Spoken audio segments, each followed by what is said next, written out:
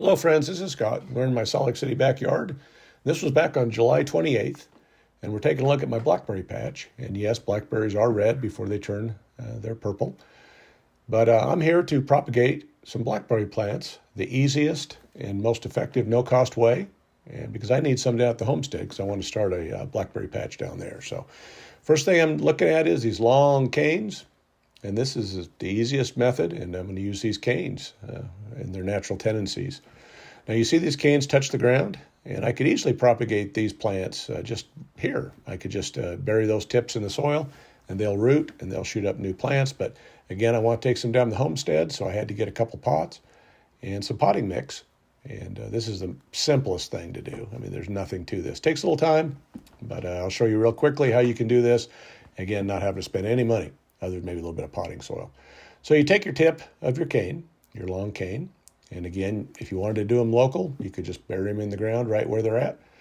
But because I'm taking these away, I got to put them in a pot. So I just buried them into the mix in just a couple of my old containers that I got from the nurseries when I bought other plants. And I'm just going to do two today, and they'll branch into multiple plants from these starts. But I'm just burying the tips, simple as can be. Then I'm taking a little bucket of water, and I'm just filling them up with a little bit of water, soaking them in.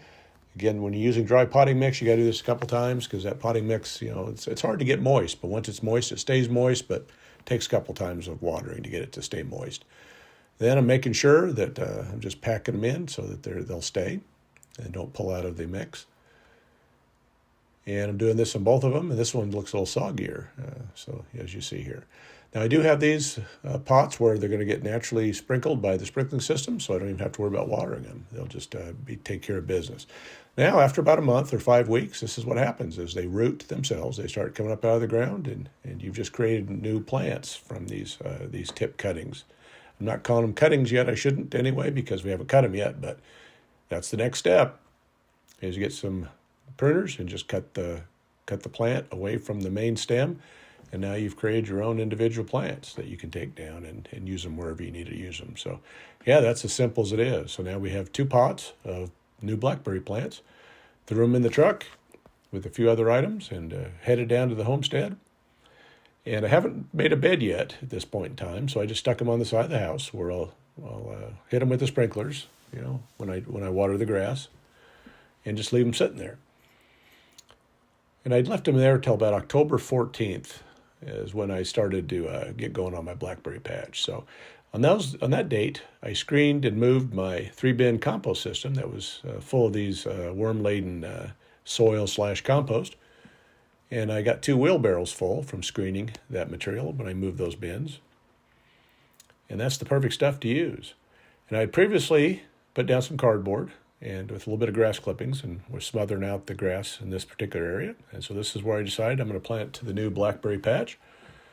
And over time, this will fill in, and it'll be plenty. It'll create plenty of blackberries for me. And again, blackberries like a little bit of shade. They can tolerate sun and shade, so it's a good spot for them. There's a little bit of shade from the trees.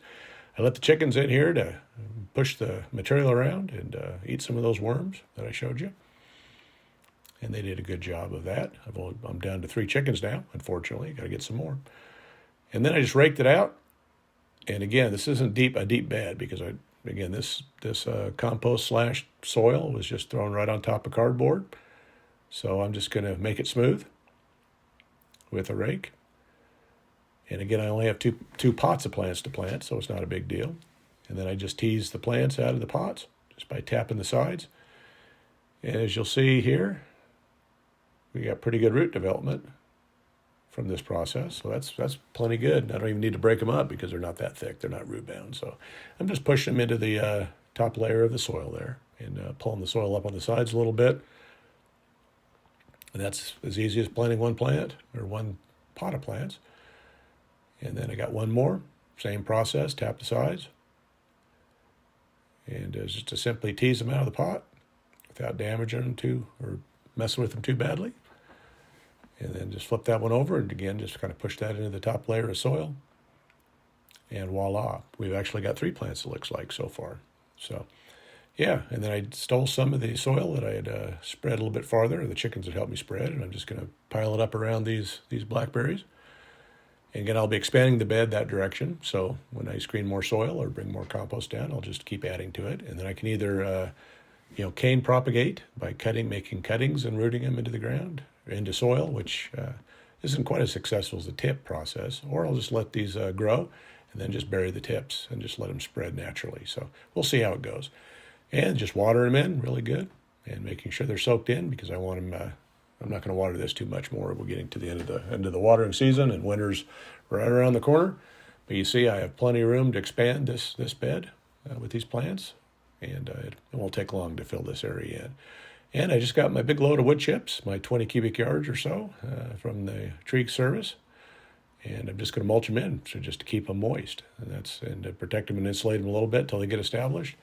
So I just don't want the canes to be totally buried right now. But again, if they get buried, no big deal. They just basically start rooting again. But I want these to get established before we put any more pressure on them to create new plants. But yeah, so this will be a nice little blackberry patch. And again, no cost, no fuss, no muss, and pretty much 100% success rate as long as you keep those tips watered in those pots.